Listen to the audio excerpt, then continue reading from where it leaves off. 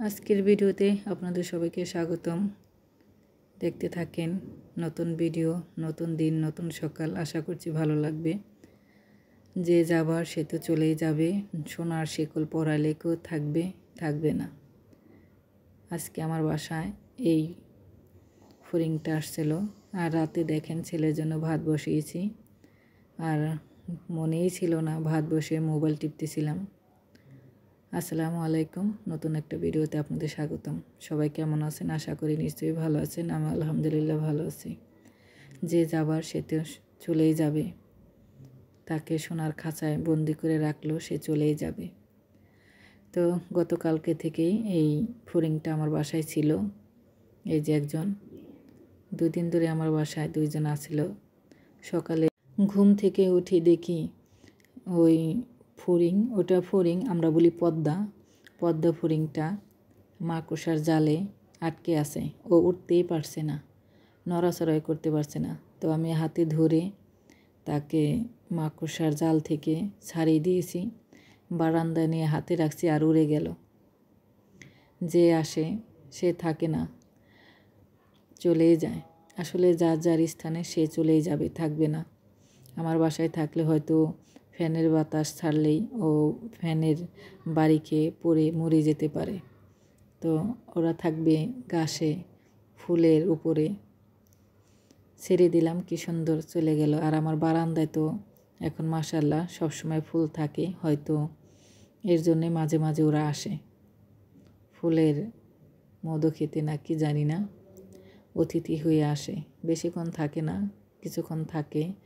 তবে গতকাল রাতে আসছে, ওই যে মাকড়সার জালে আটকে গেছে, হয়তো যাইতে পারে নাই, পড়েছিল। আমি আবার ওকে ছাড়িয়ে দিলাম, মাশাআল্লাহ উড়ে চলে গেল। তো আজকে পোড়া মাছ রান্না করব। মাছটা আমি ভালো করে পুড়ে নিয়েছি।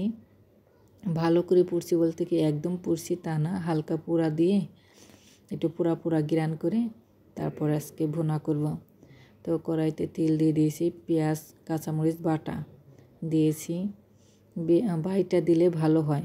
এমনি কেউ রান্না করলে যদি কুচি করেও রান্না করেন, পেঁয়াজ কুচিও দিতে পারেন, কিন্তু বাটা মশলা হলে ভালো হয়। তো পেঁয়াজটা আর আদা রসুন বাটা ভালো করে কষাই নিয়েছি। আর এখন হলুদের গুঁড়ো মরিচের গুঁড়ো ভালো করে কষাই নিলাম। আর হলুদের গুঁড়ো মরিচের গুঁড়ো আমি পানি দিয়ে গুলাই নিয়েছি, দিয়ে দিলাম। আর মাছটাও আমি হলুদের গুঁড়া মরিচের গুঁড়া সব গুঁড়া দিয়েই ভালো করে মাখিয়ে রেখেছিলাম আধা ঘন্টার মতন। তারপরে যে এখন ভুনা করছি। এই রেসিপিটা ফুল ভিডিও যদি দেখতে চান, ইউটিউবে আমার আরেকটা চ্যানেল আছে, বৃষ্টি ব্লগ অ্যান্ড রেসিপি। সেই চ্যানেল থেকে পুরো রেসিপিটা দেখে আসতে পারেন যদি কারো ভালো লাগে। মাছ পুড়িয়ে রান্না খেতে কিন্তু দারুণ হয়েছে।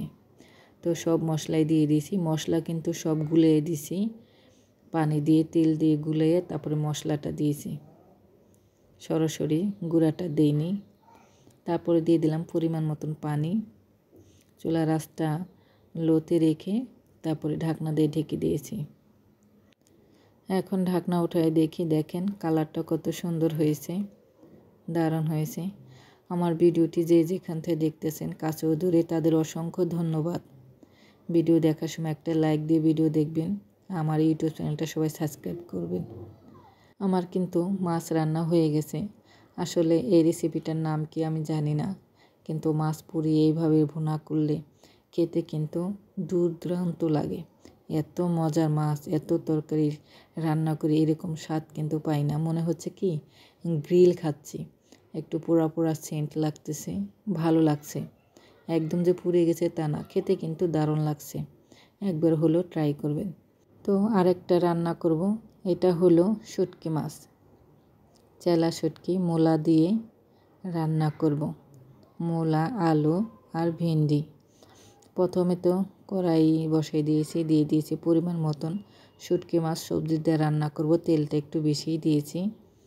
তো আদা রসুন বাটা দিয়েছি, দিয়ে দিলাম হলুদের গুঁড়ো, মরিচের গুঁড়োটা না একটু বেশিই দিলাম। শুটকি মাছের মধ্যে ঝাল না হলে কিন্তু খেতে ভালো লাগে না। আবারও মরিচের গুঁড়া দিয়ে দিয়েছি, ধনিয়া জিরা গুঁড়ো। তো ভালো করে কষাই নিয়েছি, দিয়ে দিলাম একটু পানি, তা না হলে কিন্তু নিচ দিয়ে লেগে যেতে পারে। তো ভালো করে কষায় নিচ্ছি।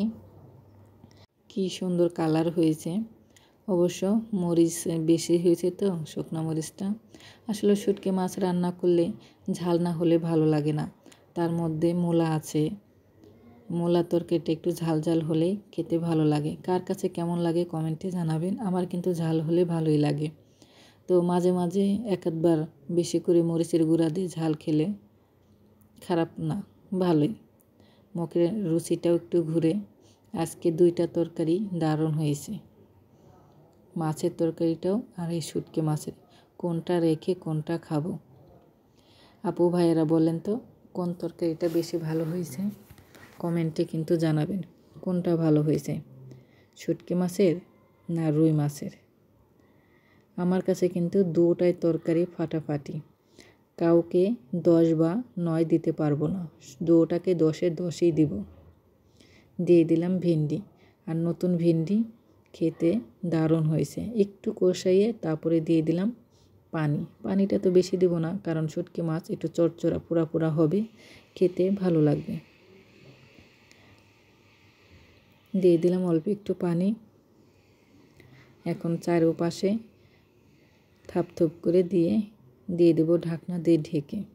ঢাকনা দিয়ে বেশিক্ষণ ঢাকবো না, অল্প একটু ঢাকবো, তা না হলে কিন্তু ভেন্ডির কালারটা নষ্ট হয়ে যাবে।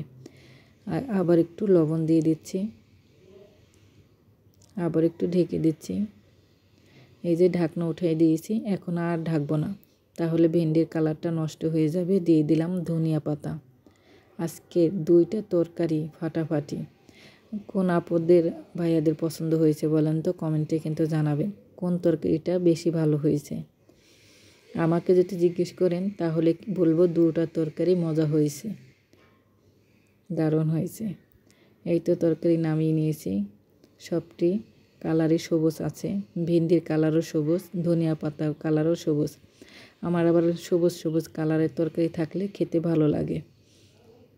আর ভেন্ডি যে কোনো তরকারিতে যদি রান্না করেন তখন যদি বেশিক্ষণ ঢাকনা দিয়ে ঢেকে রাখেন তাহলে কিন্তু কালারটা নষ্ট হয়ে যায়, কেমন জানি সেদ্ধ সেদ্ধ। আর এখন দেখেন ভেন্ডির কালারটা কী সুন্দর সবুজ আছে। তো রান্না বাড়া শেষ, ছেলেকে আনতে যাচ্ছি স্কুল থেকে। গোসল করে তারপরে যাচ্ছি। গোসল করে গেলে ভালো হয়, তাহলে আবার এসে গোসল করা, স্কুল থেকে এসে না একটু টায়ার্ড লাগে, ভালো লাগে না, একটু শুয়ে থাকতে মনে চায়। আপনাদের কেমন মনে হয়? স্কুল থেকে এসে মন চায় একটু শুয়ে থাকে, আবার একটু শুইলেই দেখা গেছে ঘুমাইসা যায়। ছেলেদের খাবার দেব, ছোট্ট ছেলেকে গোসল করাবো। তো আমি গোসল করে গেলাম, ছোট ছেলেরে বললাম যে গোসল করাই দে, সে করবে না, তো এসে করাতে হবে।